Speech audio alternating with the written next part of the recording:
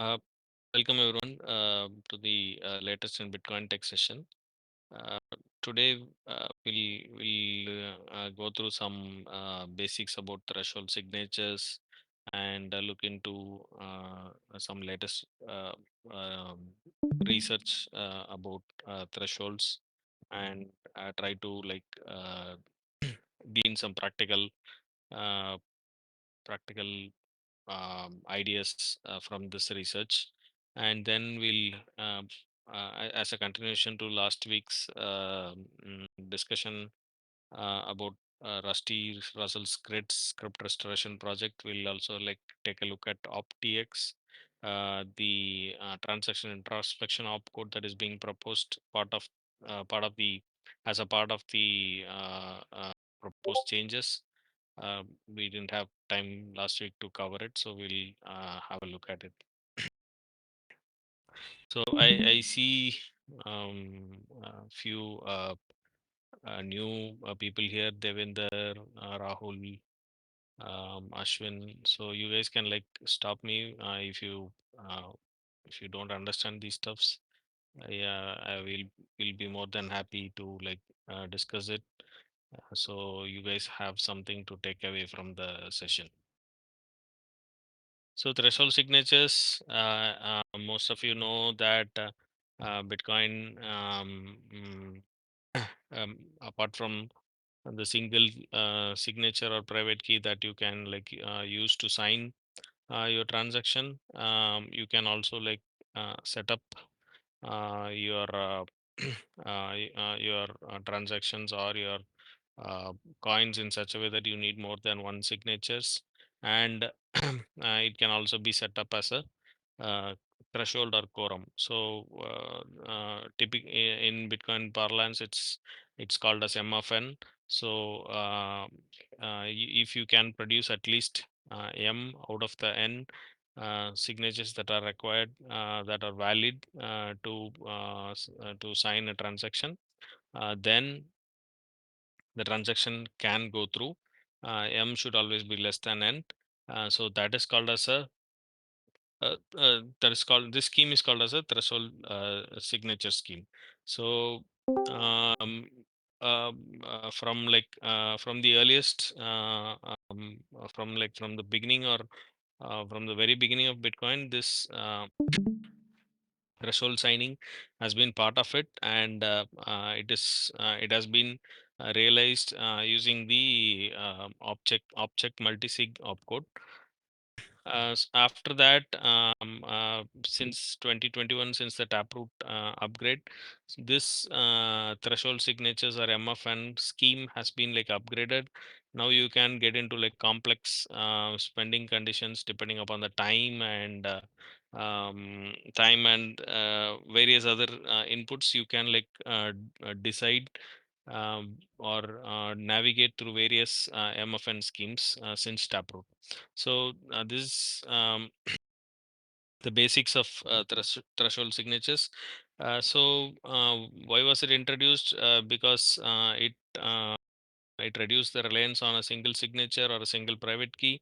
If at all you happen to lose one of your M keys, you can use to the other keys in order to recover your funds.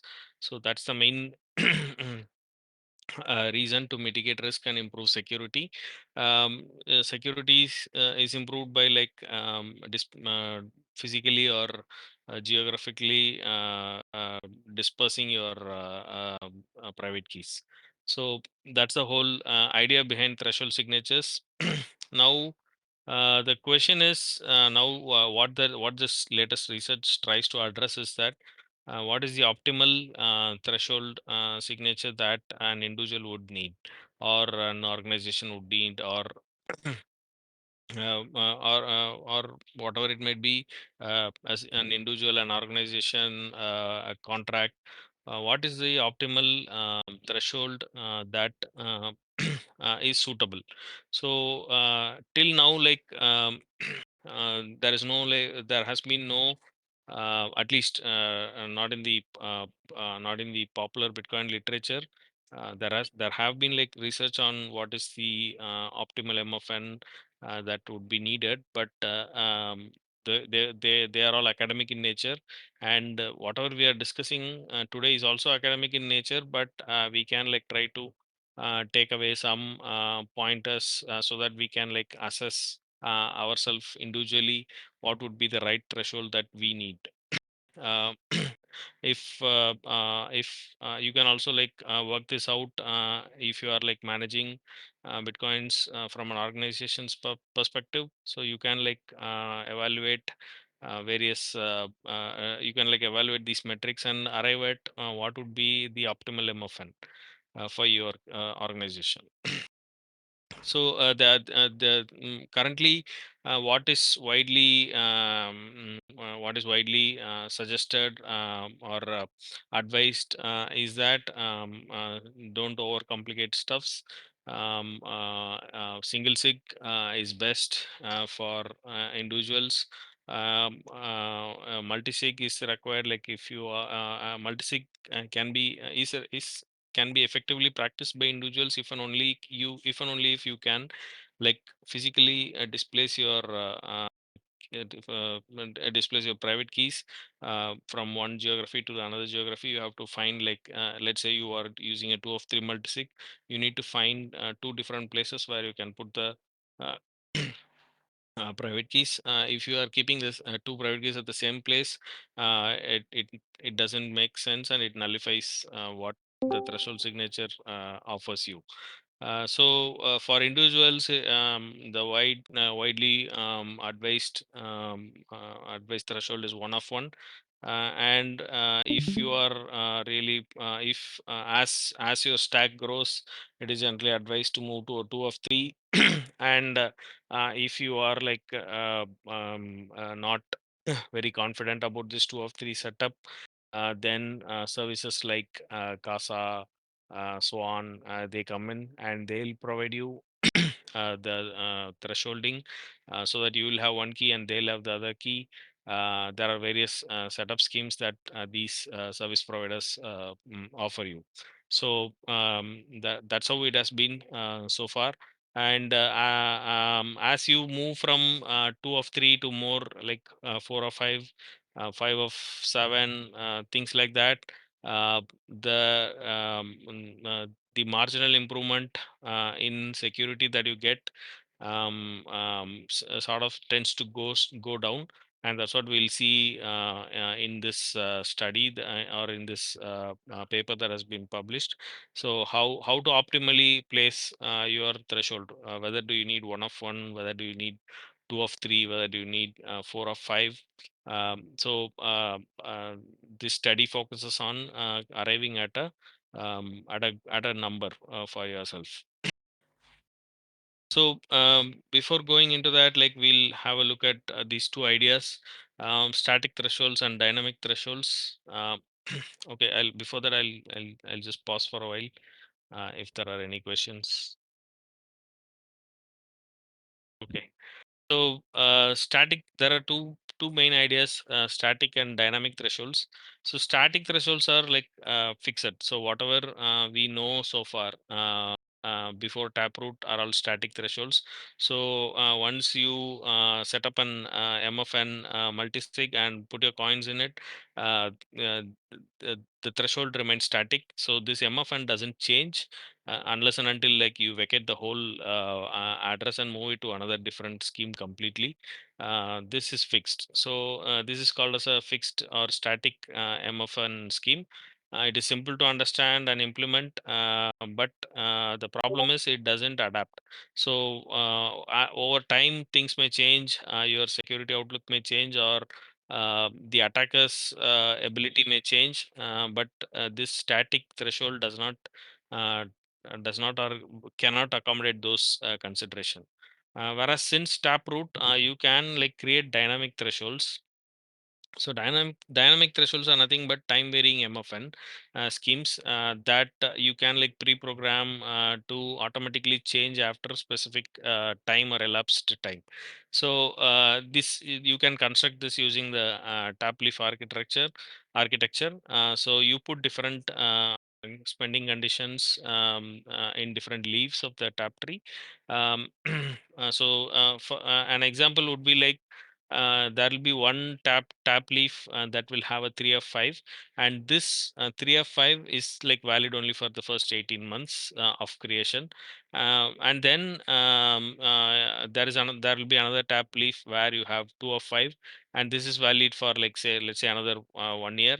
And then finally you have like 1 of 3, which will become valid or activated after 5 years of creation of this particular address. So this is a dynamic threshold.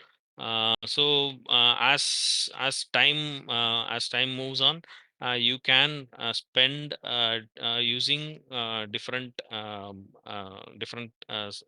thresholds scripts. So that's the whole idea behind static and dynamic thresholds.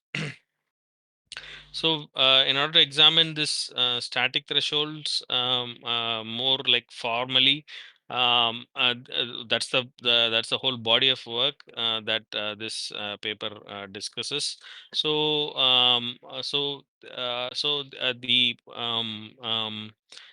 the first thing that this work defines is that is called as the tau or threshold. So threshold is nothing but your m divided by your n.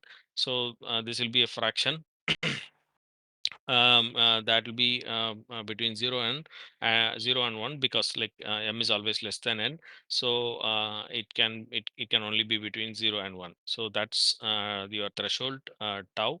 Then you define two probabilities. One is the probability that the user has that the user has more than tau signatures, and q of t is a probability that the attacker has more than tau signatures. That means like if m of n is the threshold, what is p of t is the probability that the user has the required threshold number of signatures so that he can access the fund, and q of t is the probability that the attacker has uh, the required threshold number of signatures. So to like easily understand, if it's a 3 of 5 scheme, here we are defining two probabilities as to what is the probability of the user having those 3 signatures out of the 5, or the attacker having those 3 signatures out of the 5. So that's the probability. So based on this construction, like you can construct a grid. uh, so the 4 by 4 grid on so basically what defines these four grids are like you can open the threshold, and the thief can also open the threshold. What are the probabilities involved here is shown in these table. So basically there are like four conditions. One thing is that you have the required number of signatures, and the thief also has a required number of signatures. The other case is that you have the required number of signature, but the attacker or the thief doesn't have the required number of signature. Um, finally, like you don't have the required number of signature, but he has, but the attacker has, and you also don't have, and the thief also don't have. So these are the four cases. So it can happen like basically what is involved here is that the problem that we are trying to like figure out is called as the threshold optimization problem. um, so as we saw, threshold is the ratio between m and n. So what should be this number? Should it be high, low, and should it change over time? So these are all the questions that this optimization problem tries to solve. Thresholds are always a trade-off between like you can like think of like 10 of 10 or like 10 of 20 kind of multisigs. What in that case what you're doing is that you are, on the one hand, you are preventing the attacker from accessing your fund, but also on the other hand, like you are shooting you are increasing the risk of you misplacing one of the 10 signatures. So if it's a 10 of 10 signature, you need 10 signatures to access your fund. So which makes it difficult for you and also the attacker to access it. So it's a threshold optimization is a balancing act. So you don't have to like make it too complex, so that you also will end up losing access to your funds, while the attacker also cannot lose your fund. So you have to find a sweet spot between you making it too complicated or making it too simple. So that's the whole idea behind this threshold uh, uh, optimization problem. So in order to do that, we get into probability and all those things.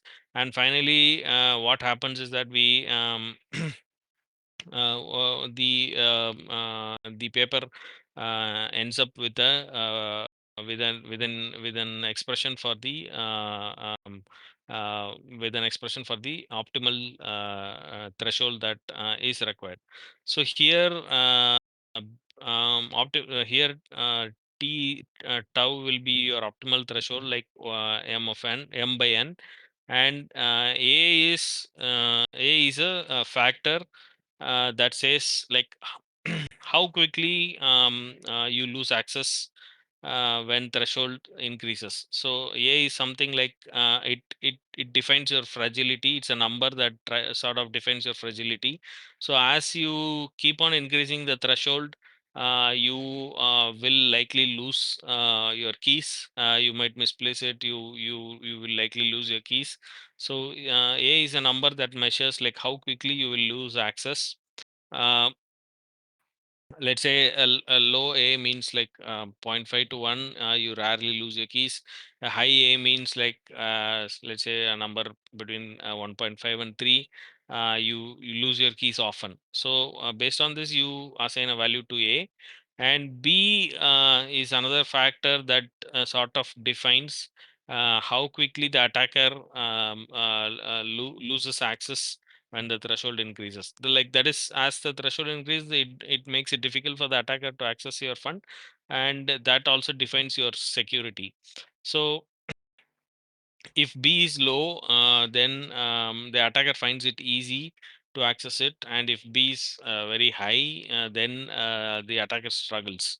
So, these are the two factors that you can plug into this expression, and you can like get a value for your value for your threshold. So let's take an example. Let's say that you are like prone to losing your keys. Let's say you fall between 1.5 and 3. Let's say it's 2, and and like and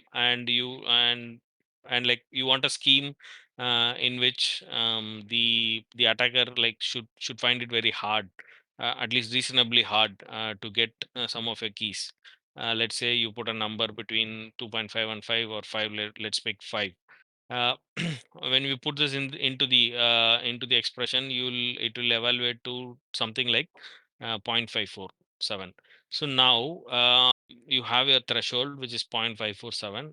Now what you have to go about is to find a value for m and n, so that when you divide m by n, it should equal 0.547 or close to 0.547. So the simplest scheme is half, which will give you close to 0.547. So if you like, if this is your threat vectors, then a one of two multisig will position you well. Similarly, if you arrive at different numbers here, and if you can like end up with a different ratio, which using which you can like calculate what is the threshold that you want. So um, I think like I'll pause here. Like there's basically a lot of math involved in it. So, but I have tried to like distill down what we can like take away from it. So this is what like we can like take away from this whole scale, or the whole idea. So you can like see here a plot of different values of A versus B, and different thresholds that you can like get. So higher, as the threshold goes, as the threshold like goes higher, you can like see like if you want it to be really hard for the attacker, and you also want it easy for you, then you will have to go for higher thresholds, which means you will have to go for numbers like I don't know, like 4 of 7, or like 8 of 12, or 8 of 13, things like that, where you get this where you go to point 0.8 or close to 1. But if you are like if you want to stick to something like 1 of 2, which comes in here at point 0.5, or if you want to go lesser, then you'll have to see where you will fall in this spectrum. Like what will be your what will be the attacker's ability to attack, and what will be your ability to lose or misplace your keys. So so this is a basic idea behind it. Like it's a little involved and like hard to wrap your head around. So like I'll wait for some questions. Yeah, voila. It's basically used for organizing purpose only, uh, or another purpose, special signals. I was not able to like hear you clearly.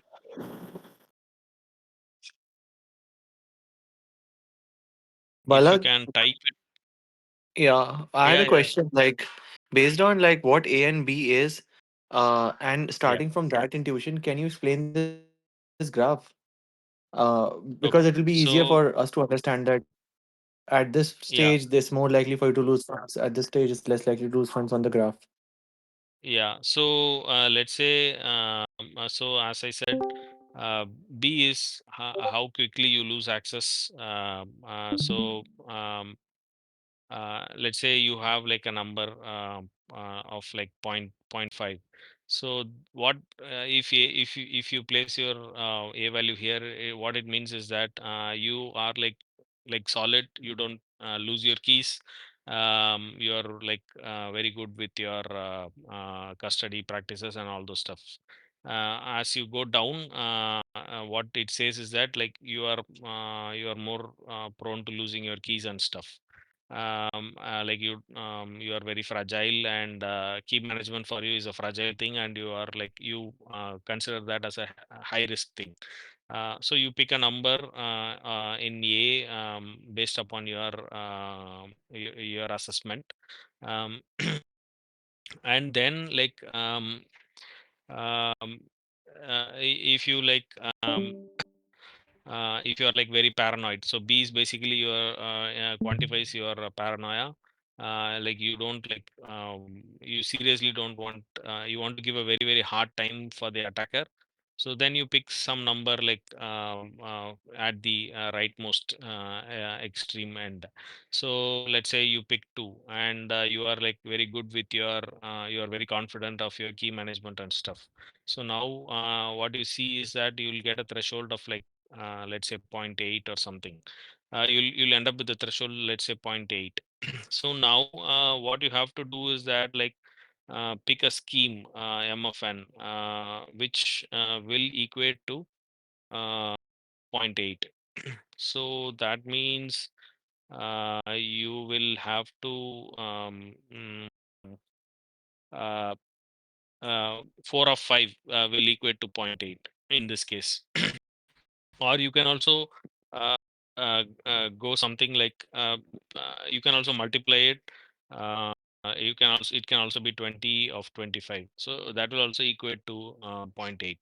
So that's how like you can use this plot to arrive at a threshold number for your situation, or based on your own So, does Bala, it I make have a sense? Yeah, but Bala, I have a question. So it doesn't math for me because let's say for one of two, I get it. Point 0.5, I am approximately to the value. But let's say Yeah, I have 12 of 24. It still equates to yeah, point 0.5, but yeah. It still losing 12. equates to point. Yeah, that is a limitation of this research, and they have like put out the limitation at the very beginning itself. In this study, we consider one of two and six of two as same, 6 of 12 as the same. So Yeah, but both the of the things probability we of losing 6 from 12, so that is more because you can. So again, it is yeah written, yeah, it's 8 little written. 1, 2, 3, you have a higher probability. So even if the ratio yeah is point 0.5, it doesn't matter. Uh, it's again, you get my point. You yeah. got what I'm saying. Yeah, I got the point, and the authors also like acknowledge it at the very beginning itself. Like for us, the threshold is just a ratio, m of n, and 1/2 is equal to 6/12 is equal to 4/8. So that, that's their assumptions from which they start, and they also acknowledge that if you quantifying that will move it to move will add another extra dimension to it, and that Yes. is Yeah, but they can uh, add weight to it, right? If you go from 1 to 2, you can add a different weight. And if when you go yeah, from, so you can, they can, as soon as you add more A, so the number of A is added, they can add weight to it to increase the probability, right? To make it more yeah, accurate. So if so yeah, it correct. is, yeah, so losing one key is So highly, so yeah, if you are for the same threshold number, if you are like wow, if you want to choose a higher MFN, then you should ratchet this thing down. You are more likely to lose keys, so you will have to pick a value, not pick an A value, not close to point 0.5, but rather to close to 1 or something. So then again, the calculation will change. So if you pick one and uh,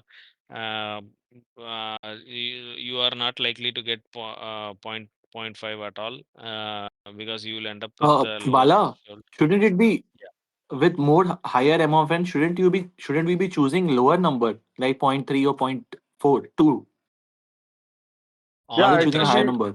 yeah, so it will be 2 of 12 or 2 of 15 like that, or 3 of 15. It will be that way.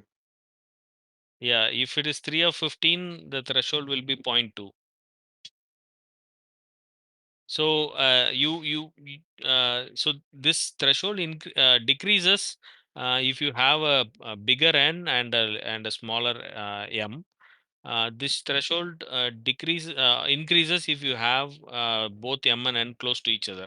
Like if m and m are far apart, then this threshold sort of decreases. As Alok said, like if you have 3 of 15, then this threshold is low, which is zero point 0.2.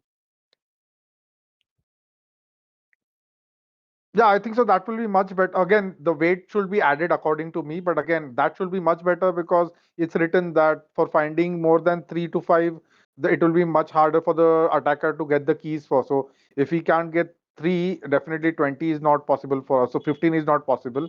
So rather than 3 to 5, 4 to 5, 4 to 15 or something. Again, I'm just curious of myself. I'm just calculating numbers on the fly. But yeah, that Yeah. would be much better than calculating this point 0.5 rather than being that. So that is, I think so, the number is invalid over here if they don't add weight to it.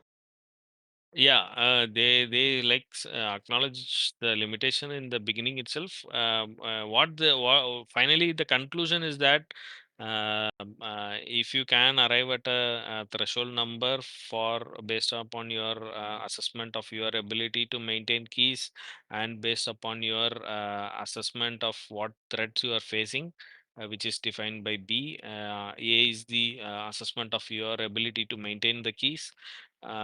If you can arrive at a threshold number, try to pick m of n that is low for an individual, at least if you like don't need if you don't have like board members who want to control the keys and stuff like that, pick an m of n that is low.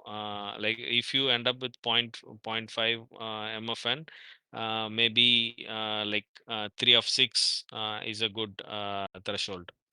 If you 1/2, 1 of 2 is also the right answer according to this equation, but 3 of 6 would be better for an individual. But if you are in, if an organization looks at it and they want more people to control keys around here and stuff like that, then maybe 10 of 20 is the right number for them.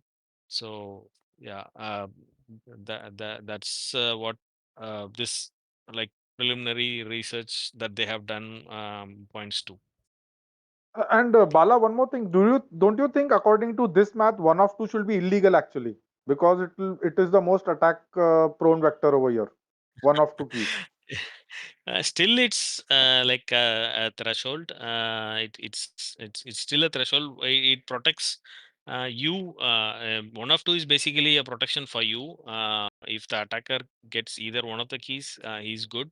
But the protection that it gives you is that even if you lose one key, there is another key that you can use.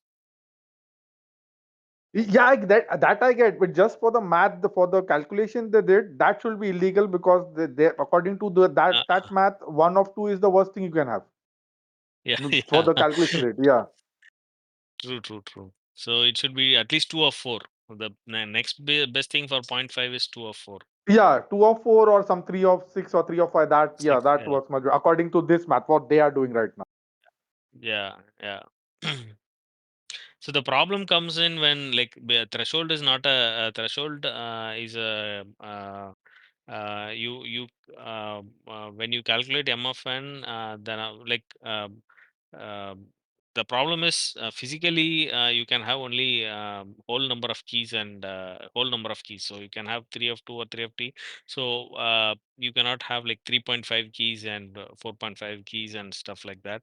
So that's how like the math and the physical reality when you try to uh, interpose them, you have to like stick to what you can physically achieve with this math.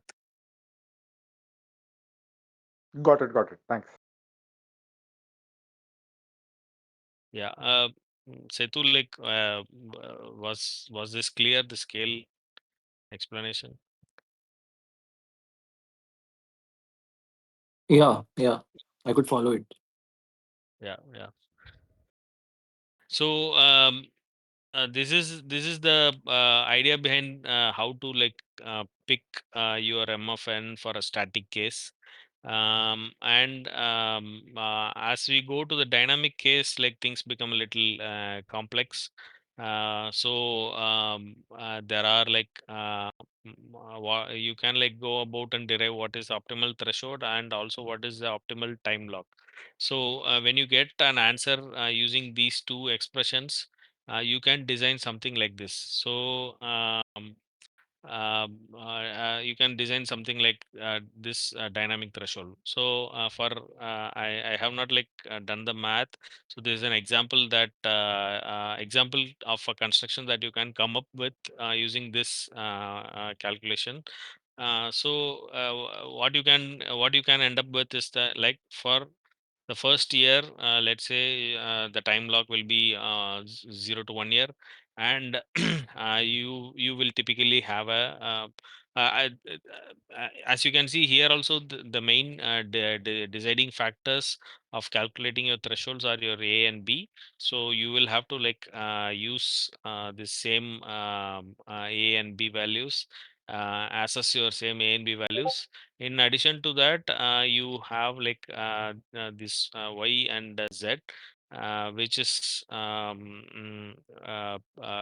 dependent upon lambda and gamma, which are nothing but time decay of your ability to hold keys and the time decay of the attacker's ability to attack you. So lambda defines how fast or at what rate you will be losing your keys. Let's say you start with 5 keys and you estimate that you will like lose one key every 5 years, something like that, and that is captured in this variable lambda. And gamma is defines the rate at which an attacker comes at you. Let's say in the beginning stages, he spends a lot of resources trying to get at you. And as time moves on, he loses interest, or he changes priority, or uh, something, some whatever it might be, his ability to attack you sort of decays. So these two informations are captured in lambda and gamma, and that defines z and y, and that goes into your threshold calculation. So when you plug all these things in, you will get these numbers, like 4 of 5 for the first year. So that's like very 4 of 5 gives you a threshold of 0.8. So if you can see, that's a high threshold here. If you can see in this plot, so 0.8 is like very high threshold. um, so that means in the initial years, like you are like putting in a lot of weight at securing into securing the funds.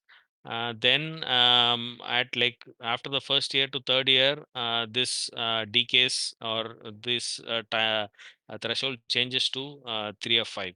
So that means your threshold goes down from 0.8 to 0.6. This also captures the fact that you are likely to lose some of the keys that you have. Out of the 5, you are likely to lose one. That's why the threshold changes to 3. And it also captures the fact that the attacker likely has toned down his attack, or has lost interest, or things like that. So that is captured in this. And finally, after the third years, you further step it down to like 2 or 5 signatures.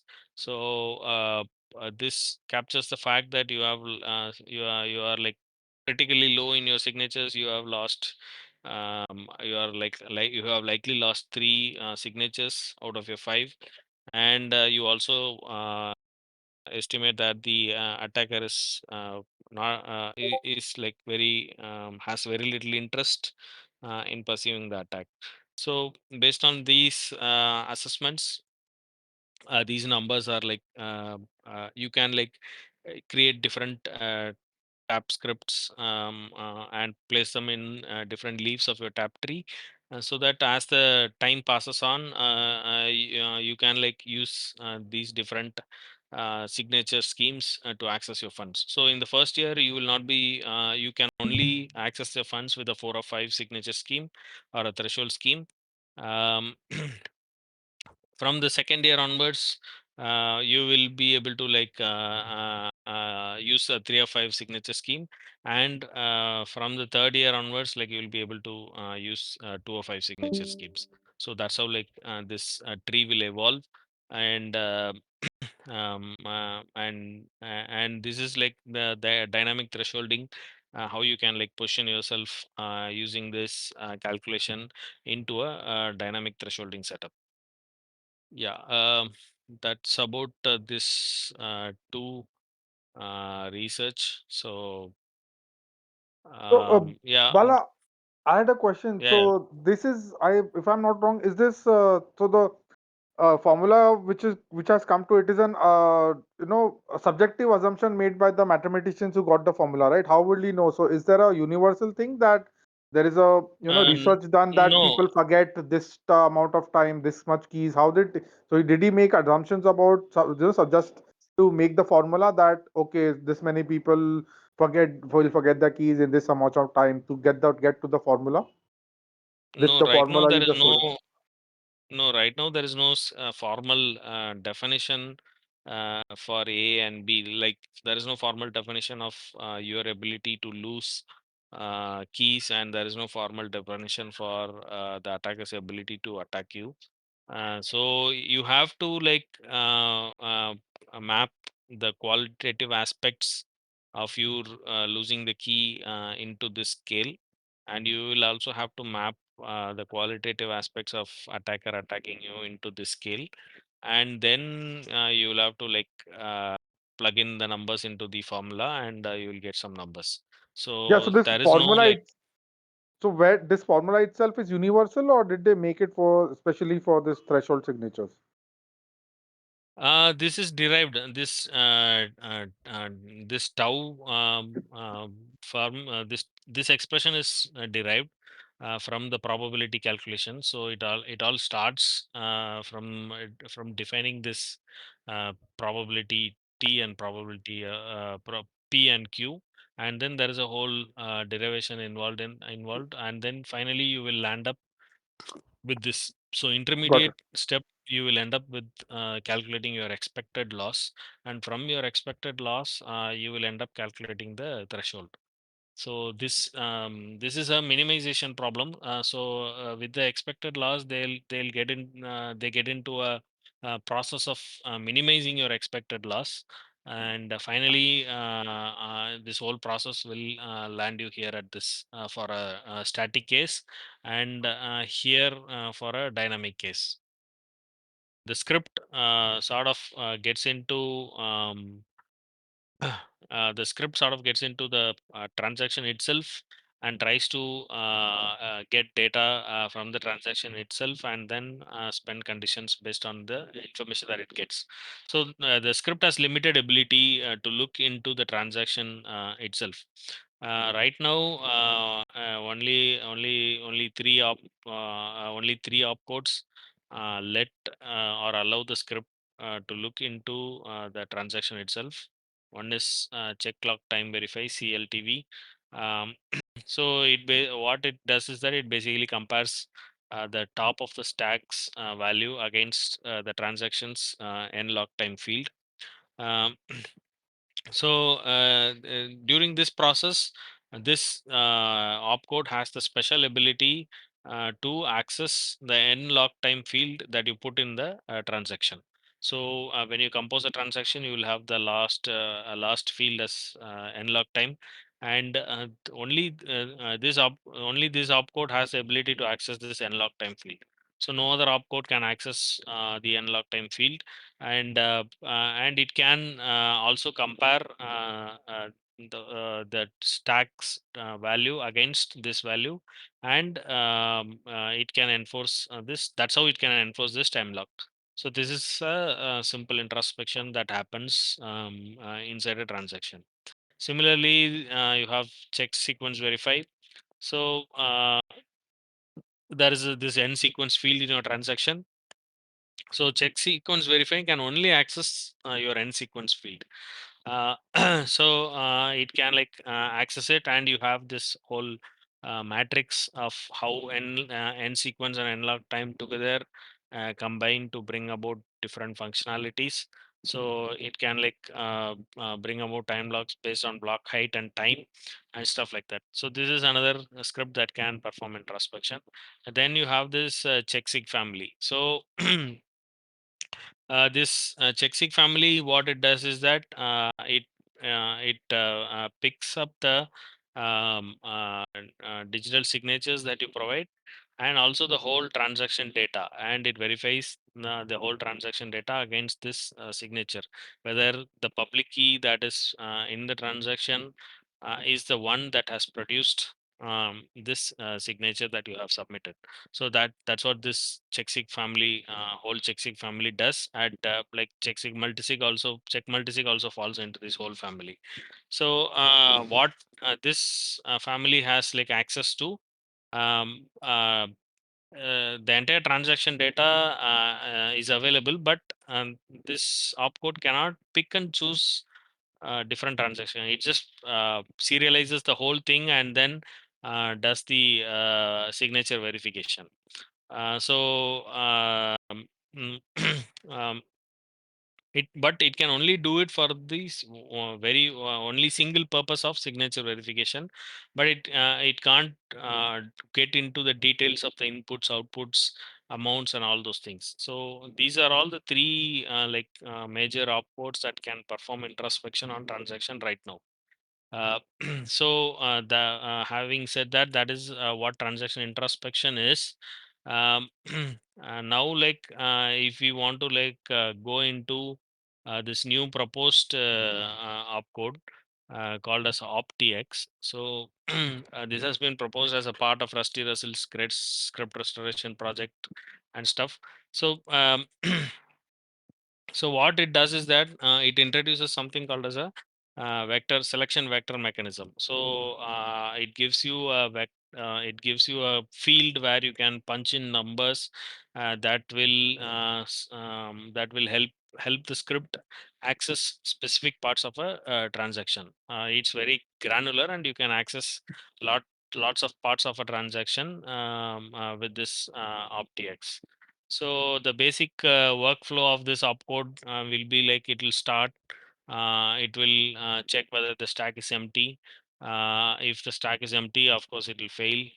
Then, if the stack is not empty, it will proceed. It expects something called as a selection vector in the stack. So it will pop this top element from the stack, and it will consider it as the selection vector.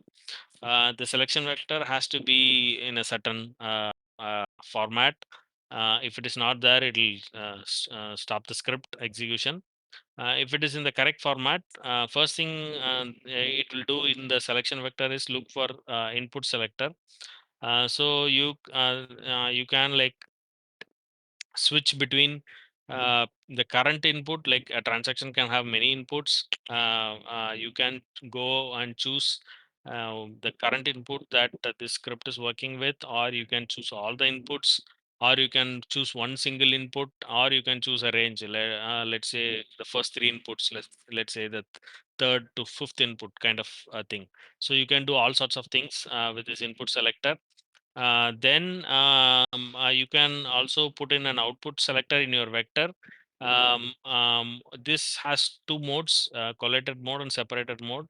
So in the collated mode, all the outputs will be jammed together into one single string, and then given to you, given to the script. The script can do whatever it wants with this.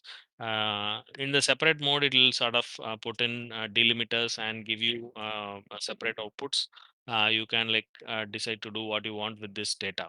So all these things has to be constrained. You can't like keep adding, or if you construct a very heavy transaction, then it should not lead the script into a memory overflow kind of situation. That's why there are limits placed on this. As we saw last week, uh, the great script restoration projects, one of the important idea behind it is that the introduction of this where ops budget. So um, this optx also will be subjected to the where ops budget. So maximum top stack element size should be like 4 million bytes, and the total stack bytes cannot exceed 8 million bytes, and there can only be a maximum of 1000 stack entries. So these ops budget are put in order to ensure that people don't abuse optx and lead to memory overflow and system crash kind of problems. So if whatever you requested meets the where budget, then whatever you requested will be pushed onto the stack. So that's the whole workflow of the OptiX thing. Here's a table of items that you can like introspect. So you can introspect the version in the input. You can introspect the number of inputs. You can also introspect the out point hash, out points index, and you can also introspect the inputs script that is there, sequence, number of outputs. So yeah, it's a big list, and you can like practically look into all parts of the input. And you can also it also gives you other things like witness elements, witness tag elements, script pub keys, and input amount, and all those things. So and also you can go ahead and look at your outputs also in a similar fashion. You can like select different output items that you want to look into. So yeah, this is the basic an overview of this new proposed opcode called as OptiX. So uh, so any doubts? forward. So basically, every transaction field is given a number. So everything in a transaction has a number attached to it. Yeah, you have to construct the selector array. So here you will be putting up a selector array. So in that you will be like putting in whatever you want, and there are also modes involved. So you'll have to define. Let's say like you want the version number, and you'll have to define whether you want the version number for the current input or all the inputs, single input or a range. So things like that. So yeah, the selector array is like a detailed map of what you want to do, where you want to do, kind of thing. Okay, got it. Yeah. So all these optics will do is that it will fetch these information from your transaction and put it in the stack. It's up to you and your script to decide what to do with it. So yeah, that's all I had like for today. These two discussion items.